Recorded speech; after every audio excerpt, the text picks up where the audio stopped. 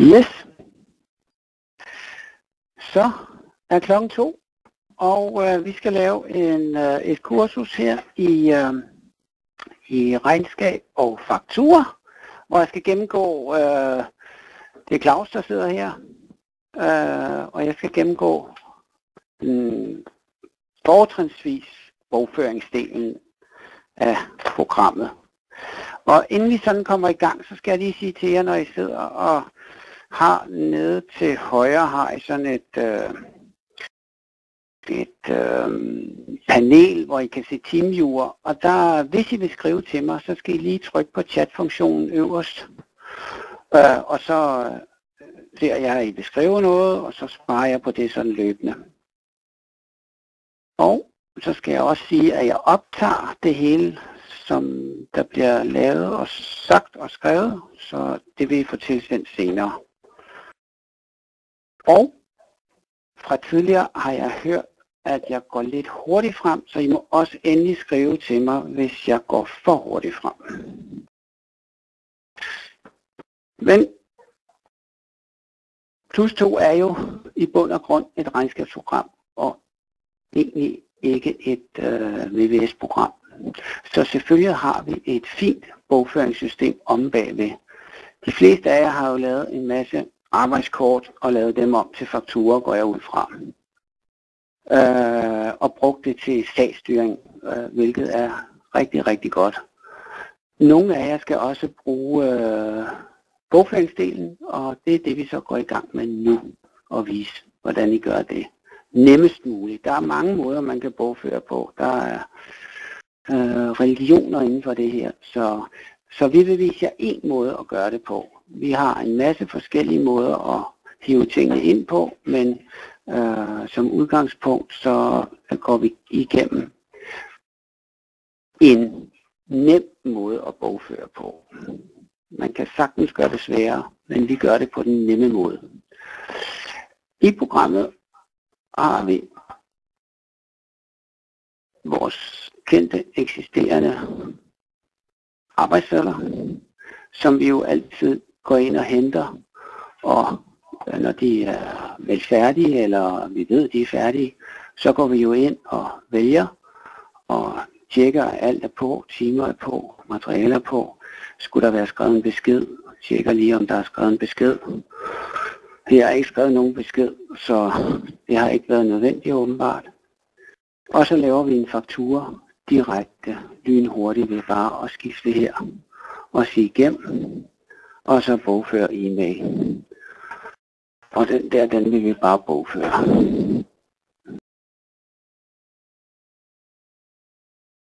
Det var selve debitorfaktureringen, den er der ikke nogen problemer i, går jeg ud fra.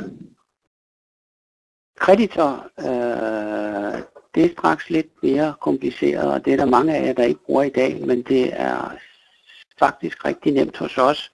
Hvis man tilmelder sig elektronisk faktura hos grossisterne, så vil alle fakturer fra grossisterne, de vil komme ind i systemet mere eller mindre automatisk. Lige for at vise, hvordan det foregår, så har vi jo en købsknap, ligesom på sælg har vi en købsknap, men herover til højre, der har vi den der elektroniske faktureringsdel, hvor vi håndterer alle fakturer fra diverse grossister. I dag kan de fleste af VVS og elgrossisterne sende os e-fakturer og også byggemarkeder, Excel-byg og så fremdeles. Men herover, hvor jeg har trykket på køb, der går man bare ind og siger hver dag eller hver uge, laver man en rutine, hvor man siger e-fakturer direkte ind. Så sker der det, at der foregår om bagved en indlæsning af de diverse e-fakturer, der ligger i en boks hos jer oppe på serveren. Du ved jeg tilfældigvis, at jeg kun handler hos BD, så jeg går herop og siger, vis mig lige alle de fakturer, der kommer fra BD. Og så ligger der de fakturer, der kommer fra BD på en given dag. Og der kan også ligge, jeg har fået en for 2 dage her. På den faktura kan jeg se det sædvanlige. Jeg kan se, hvornår den er skrevet, hvor meget nettobeløbet er, og bruttobeløbet er. Jeg kan se, hvilke linjer der er. Nu er der ikke så mange på den her. Se, der er lidt flere her. Men på den måde, så kører man ind til sagerne.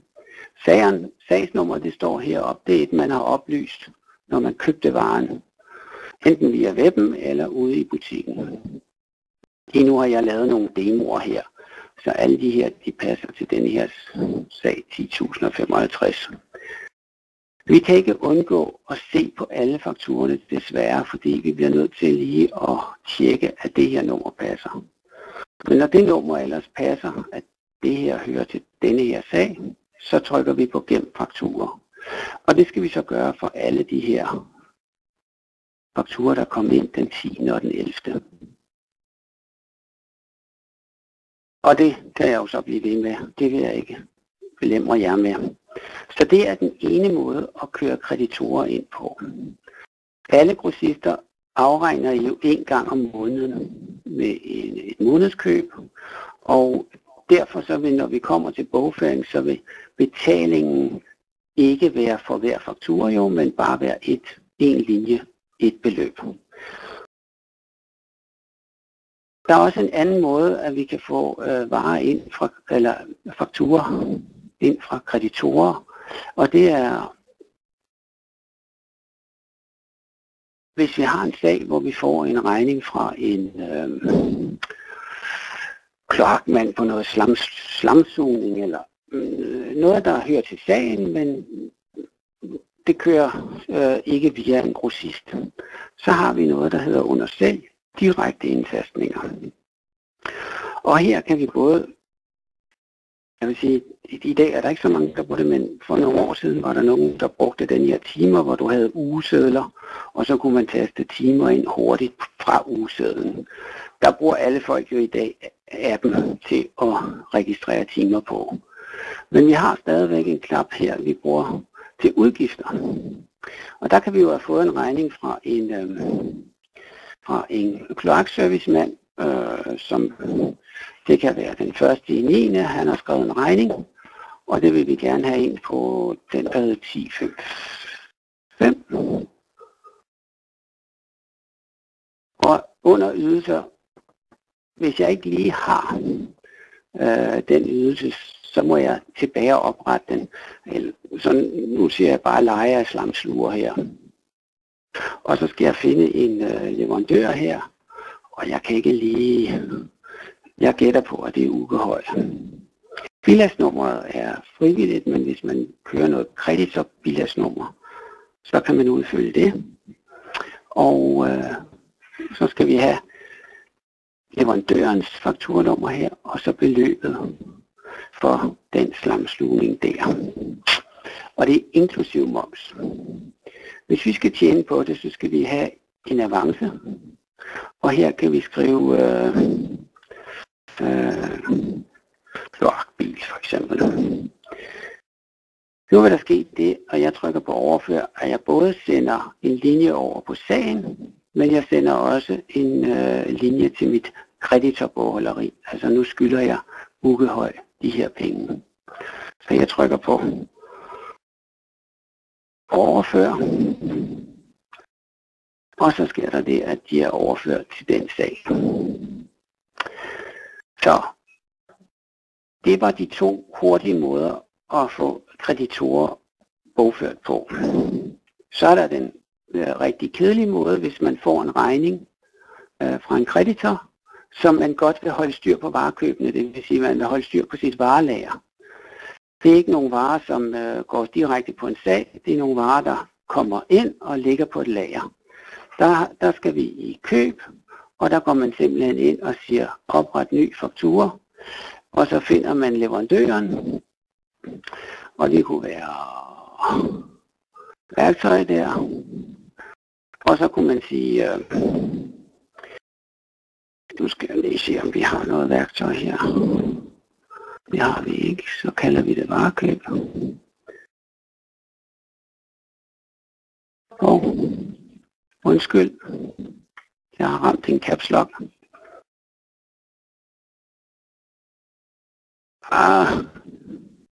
gå for konto. Og så trykker jeg lige F5, og så siger jeg, at jeg vil gerne bruge den der. Det er fordi jeg ikke kan stave. Og så har jeg haft et eller andet varekøb.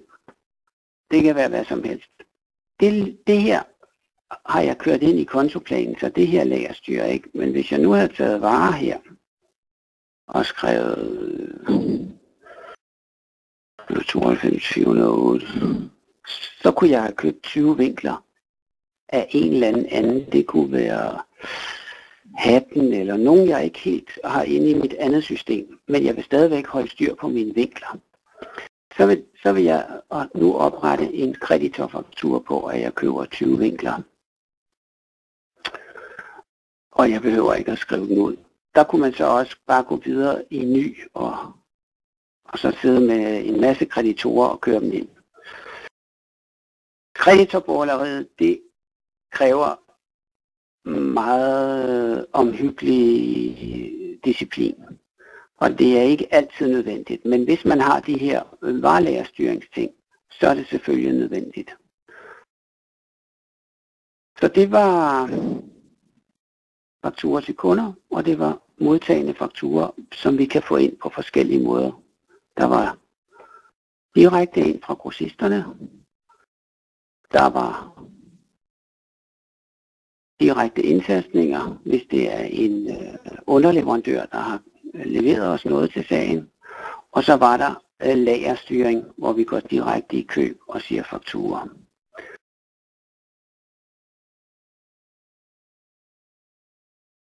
Er der nogle spørgsmål? Det ser ikke sådan ud.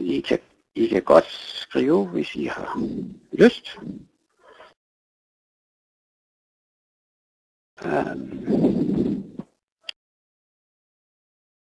Så går jeg videre til selve bogføringsdelen.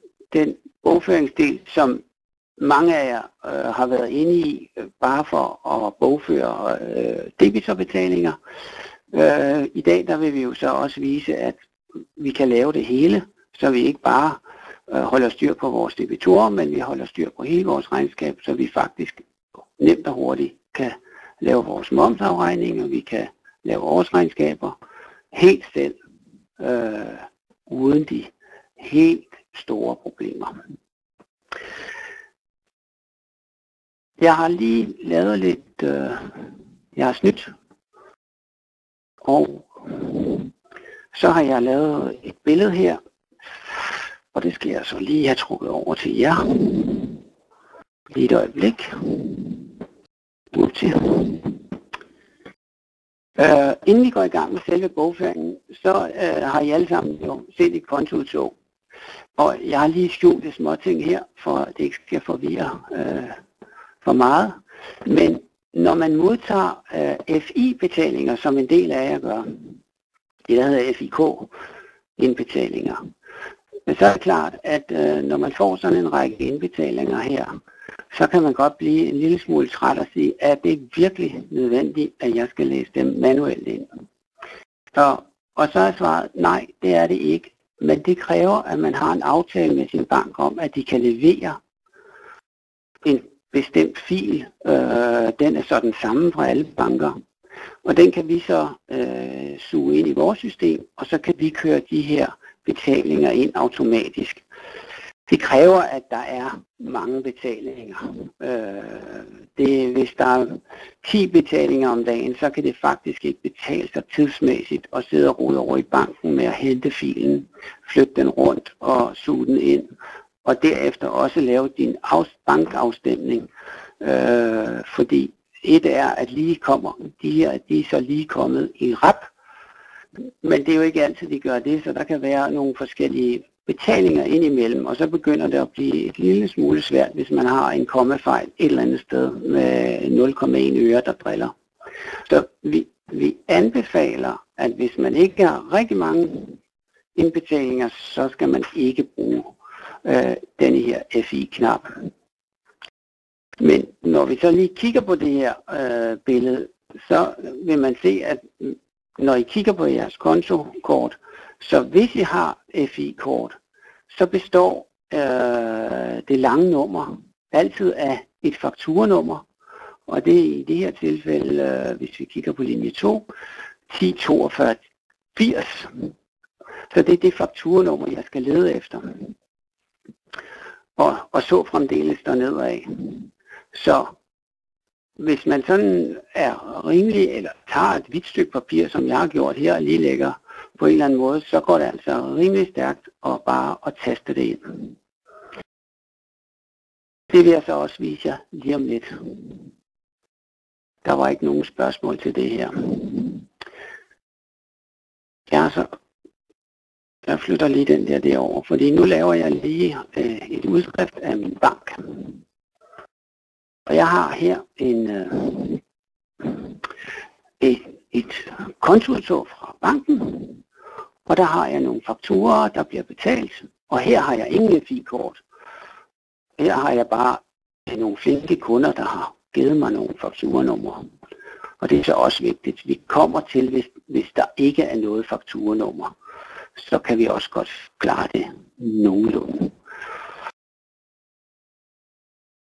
Bogfør er selvfølgelig knappen bogfør. Og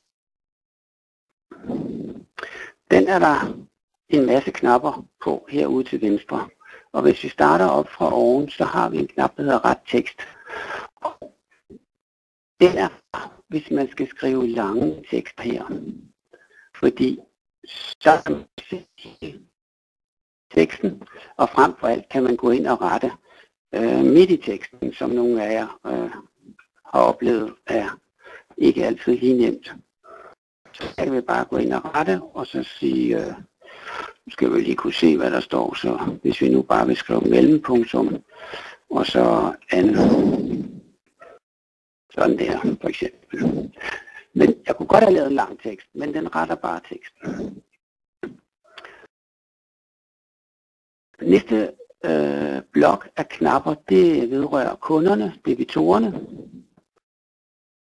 Og så kommer der en blok, der vedrører leverandører, kreditorerne. En lille blok, der vedrører selve kontoplanen, som er ret vigtig her. Og så har vi nogle søgeknapper. En, hvor vi kan finde bilag, hvis vi har et bilagsnummer, som vi gerne vil finde nogle gamle bilag, der har et eller andet bilagsnummer, for at se, hvordan bliver det bogført for eksempel. Vi har nogle kontoposter her. Det gælder, denne her knap, den gælder for både finansposter,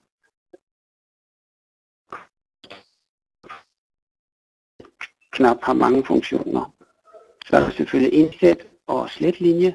Og indsæt og sletlinje, der kan I se, at når man kører hen over det, er måske ikke helt så tydeligt på skærmen, men der er jo også nogle F-knapper, man kan bruge. Så F4 sletterlinje og F3 indsætterlinje og så fremdeles. Vi har også nogle cut og paste, eller hvad hedder det, klip og sæt ind. Så, og der skal man altså bruge de her F-knapper, der kan man ikke bruge Ctrl-V og Ctrl-X. Så god lige at trykke på en gang mellem den der, lige så man husker de der, at det er de knapper, vi bruger til det. Så har vi selve journalen, det er vores bogføringsjournal, et lidt kedeligt stykke papir, men det er simpelthen alle posteringer i Finanspostjournalen, og de kommer i kronologisk række, altså det vil sige efter den postering, der er lavet, så de står ikke i datoorden. Man kan jo sagtens postere tilbage og sige, nu laver jeg noget først i første. Så journalen, den er i kronologisk orden. Så har vi selve udskriv kasseklæden, som en del bruger til at vise revisoren, at klæden så sådan her ud, da jeg bogførte den. Datointerval er noget, man bruger til at styre, at man holder sig inden for eksempel september måned. Hvis jeg nu vil være sikker på, at jeg skal skrive alting i september måned, så skriver jeg sådan her.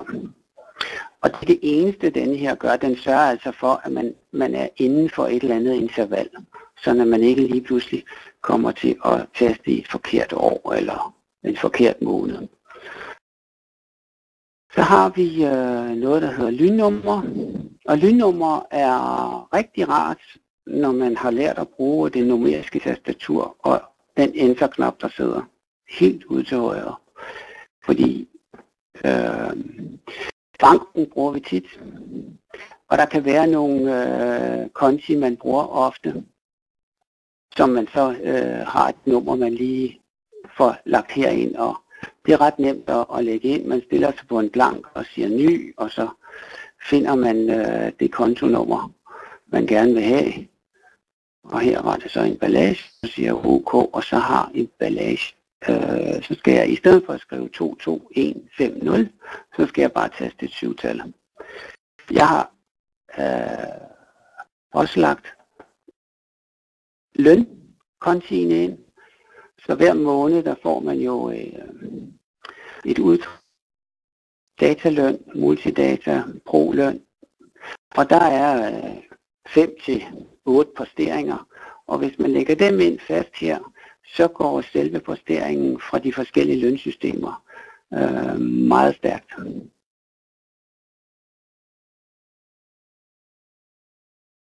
Og så har vi til sidst noget bilagsnummer, og det har lidt samme funktion som det her find bilag op, men det kan også godt vise, hvad var det sidste bilagsnummer. Så det har ikke nogen anden effekt. Og vi har jo også sidste bilagsnummer heroppe. Men hvis vi tager mit kontoudtog fra banken, hvad der er sket i dag på banken, det er ikke så let. Jeg har snydt lidt, så jeg har selvfølgelig kaldt det den samme dag. Det kunne jeg have kaldt, det var nogle andre, det var forskellige dage, men jeg har kaldt det den samme dag. Datofeltet herude til venstre, det, der har vi jo et datoformat. Jeg håber, at de fleste ved, hvordan man skriver det, men vi skriver bare sådan her for den 5.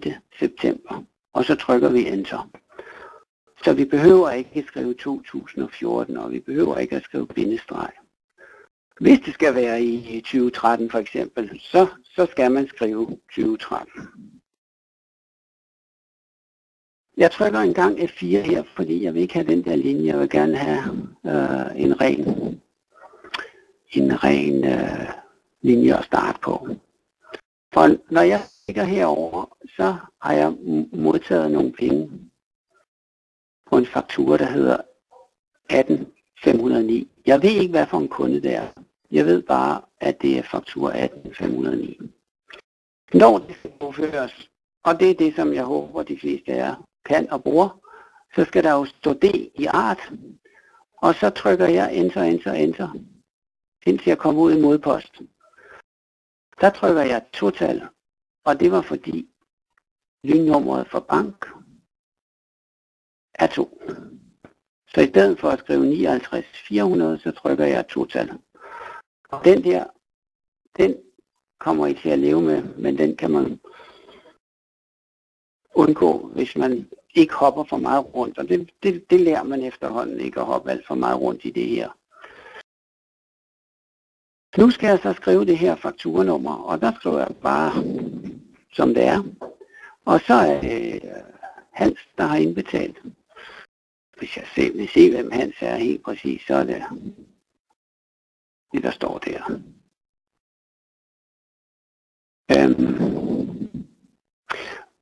Og så fremdeles dernede af. Hvis jeg har mange indbetalinger, så er der jo ingen grund til, at jeg ryger hen i nummerfeltet. Så kan jeg lige så godt starte i det her felt, der hedder modpost. Så kan man sige, vælg modkonto til startfelt hernede i bunden. Kan I se, hvor jeg er kukuk hernede. Og når jeg har gjort det, så hvis jeg trykker 2-tal der, Enter og siger 18511, det er det, jeg har herovre. Og tilbage der, skal jeg lige... det gør det altså. Ja. Ja, 18. Nej, måske sådan der. Når jeg så trykker her, så ryger jeg der, så kan jeg bare sige 2 og 18, 515. Hov, der skrev forkert, undskyld. Jeg bruger pilene tilbage. Nej, det er fordi, jeg skriver 51 jo. 18, 5, 5.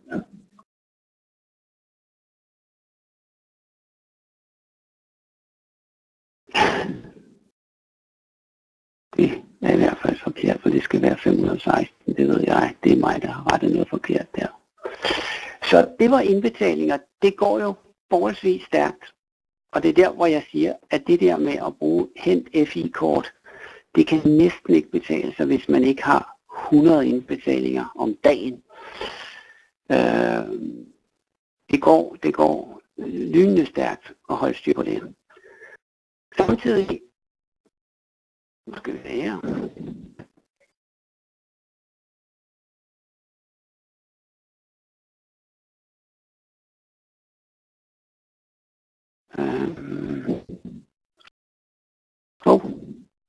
Undskyld, jeg har tekset noget her, fordi jeg har sagt, at banken skulle være 102.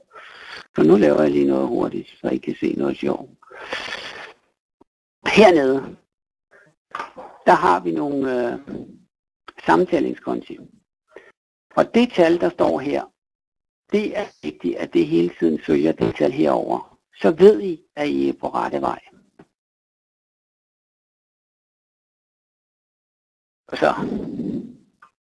Og det er derfor, at det er rart at følge kontoudtoget fra banken. For så har I hele tiden styr på. Banken regner ikke forkert, trust me. Så har I hele tiden kontrol over, er jeg det rigtige sted? Har jeg lavet nogle tastefejl? Nej, det har jeg ikke, fordi den står rigtigt. Nu skal jeg lige have kommet et felt ned, hvor den har hoppet sådan der. Nu vil jeg ikke starte i det her felt mere, for nu begynder der at komme kreditor. Betalinger kommer her. Og der vil jeg så sige, jeg kan enten sige, nej, jeg kan se ned af mit kontoudtog, der kommer ikke mange flere betalinger, så der er ingen grund til at have den der mere. Og den der, den vil jeg lige lave om til 15. i 9. har jeg misset. Og hvordan får jeg så lige rettet resten dernede af? Det gør jeg med F6. Så den F6 kopierer teksten over. Så hvis jeg står der, og så siger jeg F6, og så pil ned F6, F6, F6, så har jeg rettet den dato, som jeg havde kikset. Nu kommer der nogle helt almindelige finansposter. Og det er en faldregning, som jeg ikke har bogført som kreditor. Jeg bogfører den, når den bliver betalt. For jeg går hen i nummerfeltet, og så har jeg den frejthed at skrive Falk, for at se, har jeg måske en konto, der hedder Falk. Og det havde jeg. Det er jo så fordi, jeg lige har lavet den.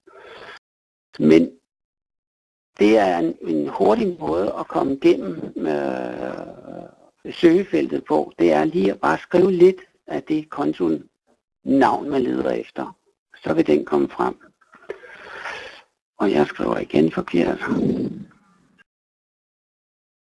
Og nu skal jeg holde mig i etteren.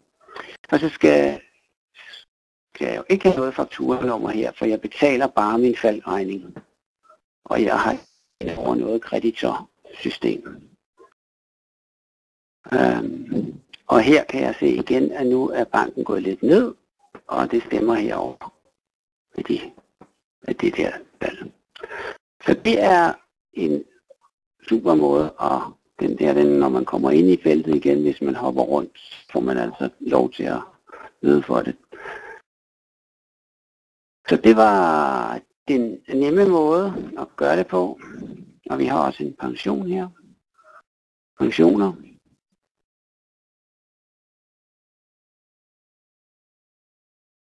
Og så vil jeg ikke gå mere ind i selve almindelig finans. Jeg vil lige kigge lidt på løn om lidt. Men ja, der har vi jo også nogle kreditorer. I den her kassekæde, hvor jeg følger min bank derudaf, der vil jeg, nu har jeg bogført til og med pension. Så vil jeg bare bogføre det her, og det gemmer jeg så. Så siger jeg hjem, og så siger jeg ja til det. Nu sidder jeg så med en stavl kreditorposter, hvor jeg vil bogføre mine kreditorer. Og der kan jeg sidde med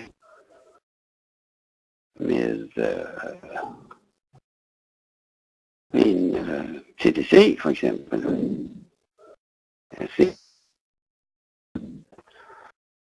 Og så skriver jeg TDC.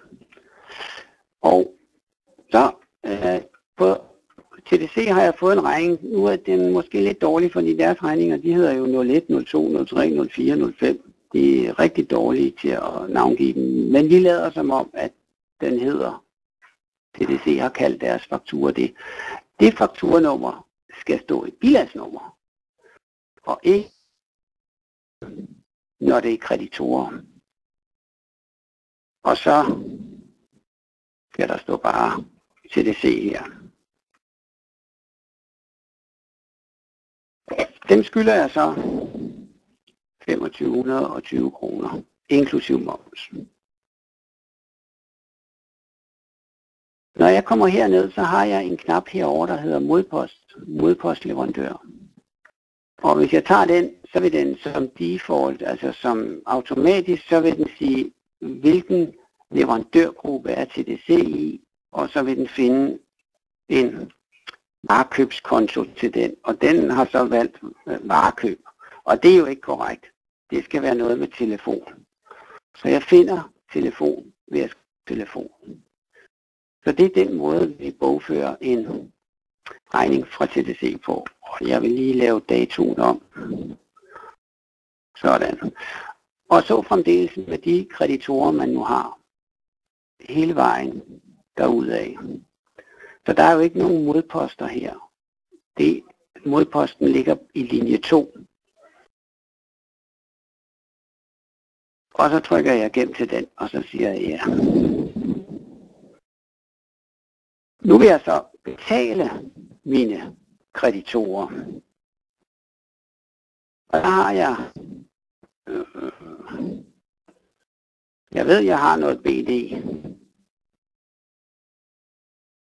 Og der kan man sige, okay, hvad skylder jeg BD? Jeg stiller mig i nummer, og så siger jeg kontoposter hernede. Og det er den knap, den gælder både for kunder, leverandører og finanskonti. Når man den kigger på, hvad man har valgt heroppe i art, og så siger den, okay, så giver den mig alle regningerne fra BD her. Jeg kunne så vælge at lukke den en af gangen. Jeg kan også sige, jeg vil bare betale BD 20.000. Nu har jeg ikke lige regnet ud, hvor meget vi skylder dem. Og jeg vil ikke tage dem der, jeg tager dem i min bank, fordi så går min ikke i stykker. Men herover der vælger man jo bare den bank, man hæver pengene fra. Så det var BD, som er kommet ind automatisk. Så havde jeg en Uggehøj. Ham skylder jo de 1200 fra før med kloakservicen. Og der kan jeg faktisk hoppe herhen og sige F5. Og så har jeg Uggehøj der.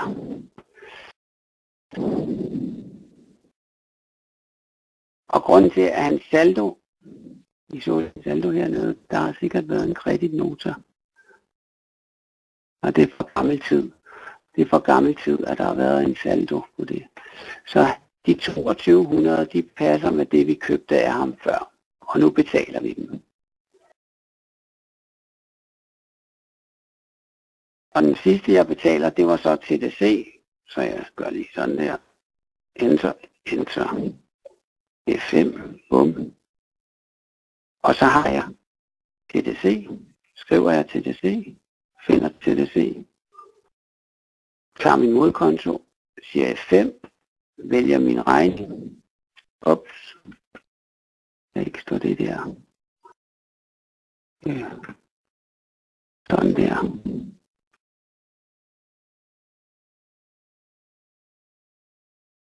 Sådan.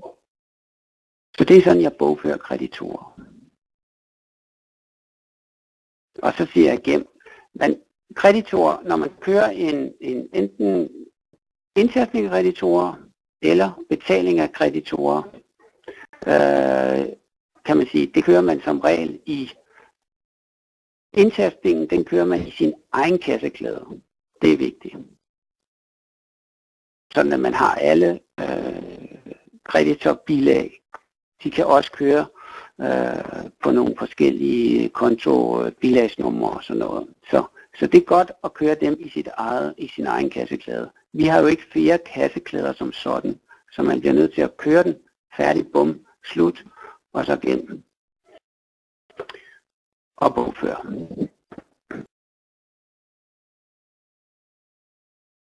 Og alle linjer er bogført.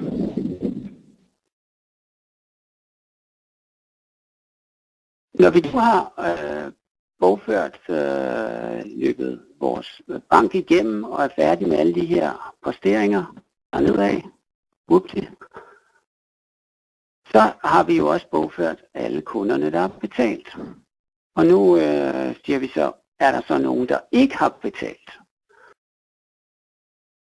Måden man kigger på det er, at man går i rapporter og kunder, og så vælger man forfaldsliste. Ikke forfaldne poster, men forfaldsliste. Så kommer der en forfaldsliste ud, som jeg lige trækker over på den her skærm. Og lige den her. Og så har vi nogle forskellige kunder, der skylder os nogle penge stadigvæk, som var forfaldne på et eller andet tidspunkt. Den 19. i 8. og den 20. i 8. skulle de være betalt der. Så hvis vi nu tager og siger,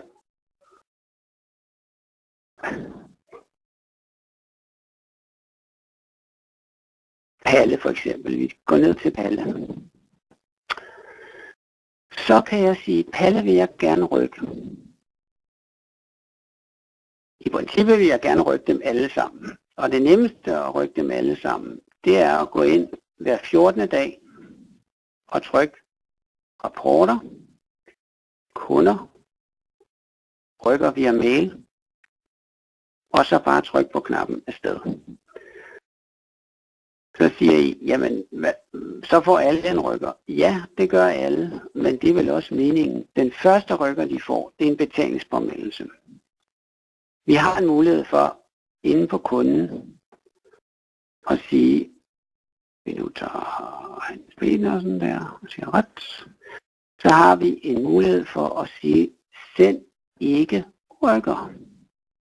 Så vi kan gå ind på forskellige kunder og sige, okay, lige dem her ABB, dem vil vi ikke rykke. Det kan godt være, at de skylder os nogle penge, men vi vil ikke sende rykker via vores automatiske rykkermail. Så der går man ind og sætter flueben her, og siger gem og luk. Og det går man så igennem og siger, okay, jeg har måske 10 eller 20 kunder, som jeg ikke vil have med i møllen. Og så skal de ind og have det flueben. Resten, de får, når jeg trykker på den der, en rykker på mail. Bum. Hvis du har skrevet mail på deres kundekort. Hvis du ikke har skrevet mail på kundekortet, så kommer der en pdf-fil op på skærmen, som du så skal skrive ud og putte i en kuvert og sende. Du kan så sige, jamen jeg ved ikke det der rykker via mail eller rykker automatisk, som fungerer på nogenlunde samme måde, men sender ingen mail, skriver bare det hele ud, og så skal du sende det med posten. Jeg vil rykke manuelt. Så kommer du ind i et billede, der ser sådan her ud, og her styrer du 100% selv, hvem og hvad der skal rykkes. Hvis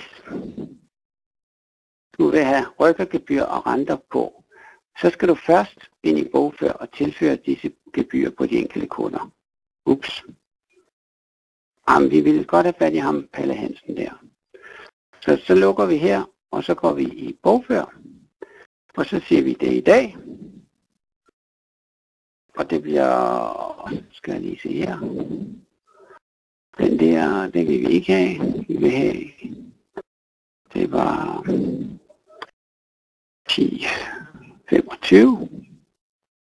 Og så siger vi art her. Det er D for debitor kunde. Det kan være lidt forvirrende, men sådan er det. I bogfør, der hedder en kunde en debitor. Så skal vi have Palle Hansens kundenummer, og det ser jeg herover. 95, 54. Og når jeg står på den her linje, så har jeg en knap herover, hvor der står rentenote. Og når jeg trykker på den, så bliver der tilskrevet renter og et rykkergebyr. Og det står her, der er tilskrevet renter og rykkergebyr på det. Så nu skal vi lige huske at gemme den her. Så skal vi lige have fjernet den der linje.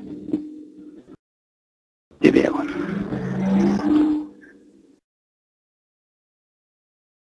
Ups. Nu kan jeg så gå i min rapport og sige kunder, rykker manuelt, og så skal jeg finde Palle her. Og når man står med sådan en combo-box, som det hedder, eller sådan en drop-down, det er så engelsk, det hedder sådan en på dansk, combo-box, så kan jeg, hvis jeg er dygtig, så kan jeg skrive hans telefonnummer hurtigt. Det var jeg ikke. Jeg skal skrive det meget hurtigere. 23, 49, 95, 54. Ellers så løber man ned igennem, til man rammer det. Nu har jeg Palle Hansen her. Og ham vil jeg altså gerne sende første rykker. Og så trykker jeg simpelthen på første rykker. Og så får han et stykke papir med posten. Det skal vi jo skrive ud og poste. Så han har sine 2 regninger, og han har noget rente, og der rykkergebyr. Så det er måden, man kan gøre den manuelle procedure på. Over i automatisk, der kaster vi et rykkergebyr på. Renterne, dem piller vi ikke ved, før at det skal til en kasse.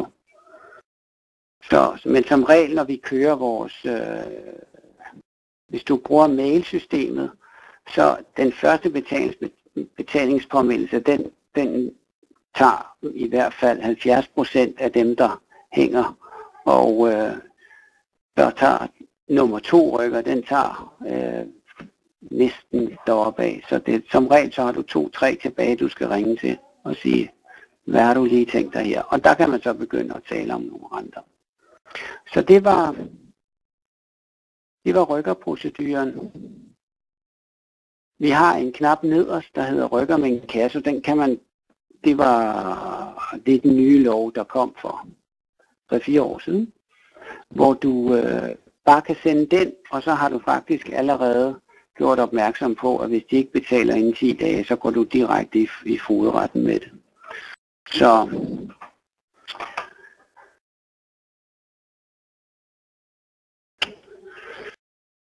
Så det var rykkerprocedure. Så har vi helt almindelige kontoudtog, hvis der er en kunde, der beder om det.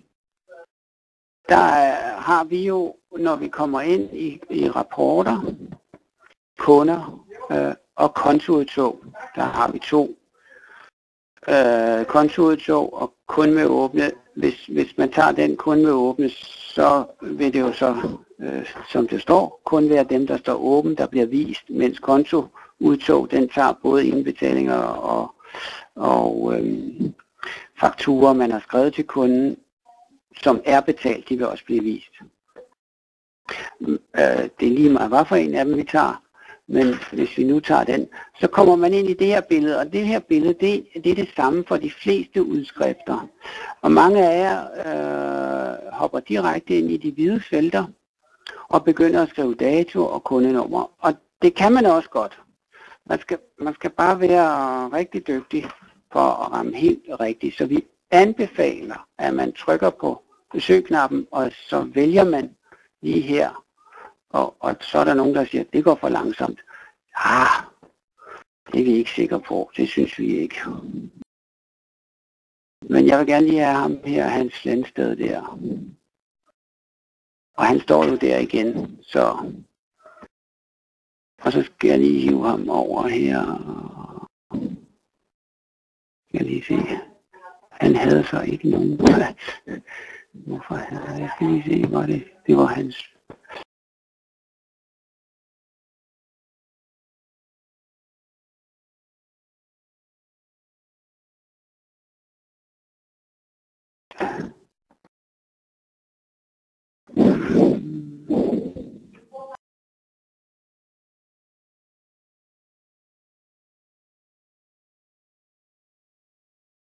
Nu er jeg herovre.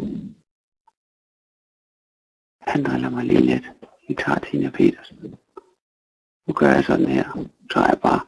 Det man kan gøre, det er, at man kan sige, jeg vil sende ud til alle dem, der skylder mig penge ved månedsafslutningen.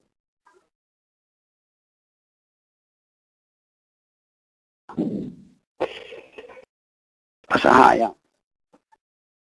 jeg dem her. Og så kan jeg skrive ud dem, jeg har lyst til at skrive ud.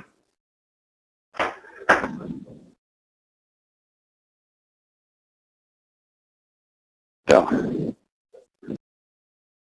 Det er sådan, man kører med udskrifterne.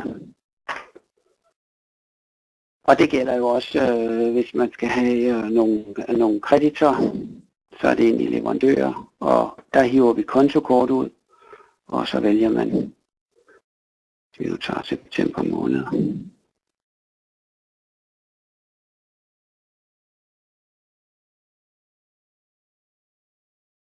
Nej, vi tager lige alle her, og så har vi det. Og så trækker jeg lige den her. Der er mange, vi skylder noget med nogen. Så der har vi kloakbilen fra før, som vi fik regningen på, og vi har betalt, så nu skylder vi ikke ham nogen penge. Og det samme med TDC. Og så har vi BD her, hvor vi har fået nogle regninger, og så betaler vi dem. Og nu er det jo kun for september måned, jeg har taget ind. Så har vi betalt 20.000, så vi har faktisk 7.000 til gode. Så det er sådan, at det kører. Hvis man vil se, hvordan det går i ens firma, nu når vi har lavet de der bogføringer, så skal man ind i finans og kigge på balance. Og det er jo en rapport, som man lige skal vide, at når der står minus, så er det plus. Så hvis vi trækker den herover. Så vi har noget omsætning, som er minus, men i vores verden, der er det jo gode ting, så det er faktisk plus. Og jeg skal lige have den rigtige balance, for det var med sidste år, hvor I får altid 2 balancer ud. Så, nu har jeg sat den mellem 2 skærme. Kan jeg lige finde min mus. Hjælp. I får 2 balancer ud. I får den balance, hvor vi sammenligner med sidste år, er det gået bedre eller dårligere, og så får vi den for den periode, vi nu har valgt. Og når vi så kigger på den, så når vi kommer ned, så her, når man kigger på et resultat, så skal det faktisk helst være negativt. Det betyder, at man har overskud. Så når I læser sådan en balance, så skal resultatet stå i minus, hvis det skal være godt.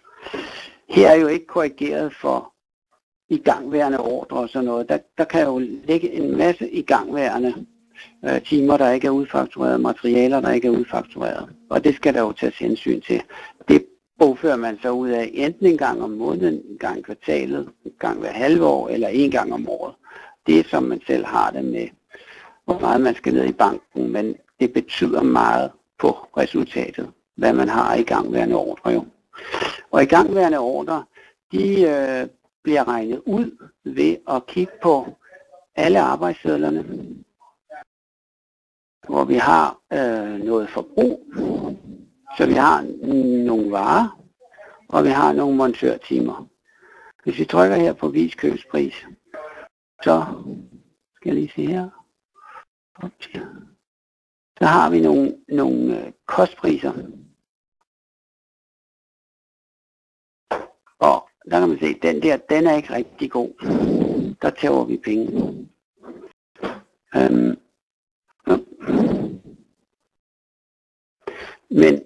Men ellers er det jo de her ting, der gør, at hvis vi ikke ligesom har de her omkostninger faktureret ud, de ligger bare og venter på at blive faktureret ud, så indvirker de jo på resultatet. Så derfor er det vigtigt, at vi hele tiden holder styr på, hvad løber der på de enkelte sager. De skal ikke bare ligge i nogle bunker med nogle følgesteder eller et eller andet sted. De skal ind på sagen. Så det er den måde, at man kan holde styr på sit igangværende arbejde. Og der gælder det jo også om, at man har kostpriser på de fleste ydelser. Så når vi har en montørtime eller en overtime der, så skal der være en kostpris på den.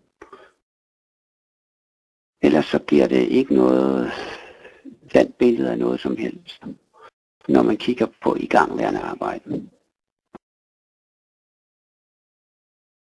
Så det var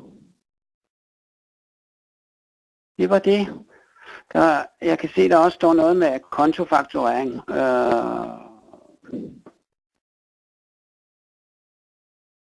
Og der kan vi sige, hvis vi har en eller anden sag, denne her sag for eksempel,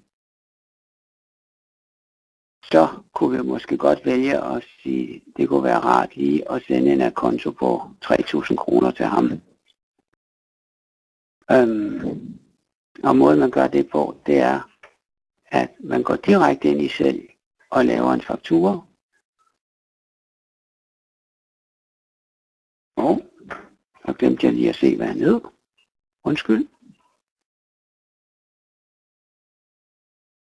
Det var Hansen, 358.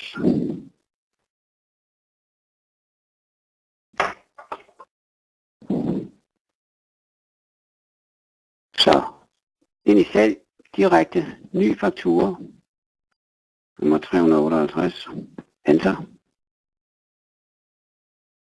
Så ryger vi ned i varenummer her.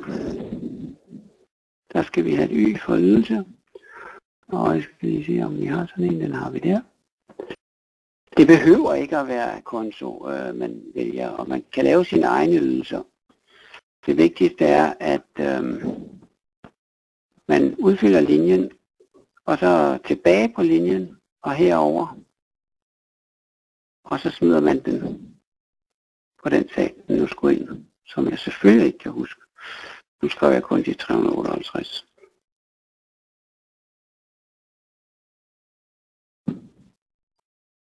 Så det koster. Den her. 520.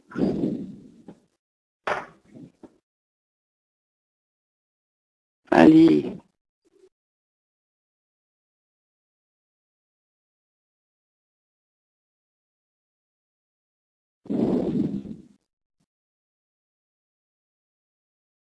bag på sagen. 1025. Og så smider jeg den over på sagen, så nu er den linje smidt over på det arbejdskort, så vi husker den, og så sender vi den her regning. Bum.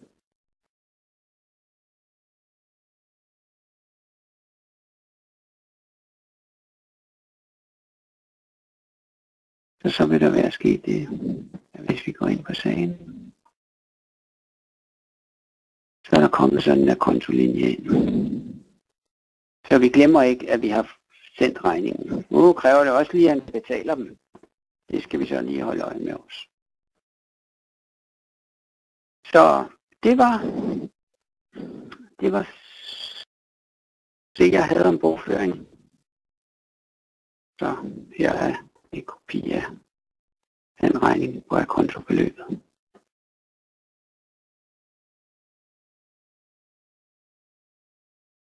Så hvis der ellers ikke er nogen spørgsmål, så vil jeg sige god eftermiddag. Og tak fordi I gad at lytte med. Og I er altid velkommen til at ringe og spørge om ting og sager.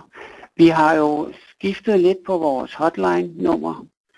Så når I skal ringe, må I meget gerne bruge det her nummer, der står øverst op.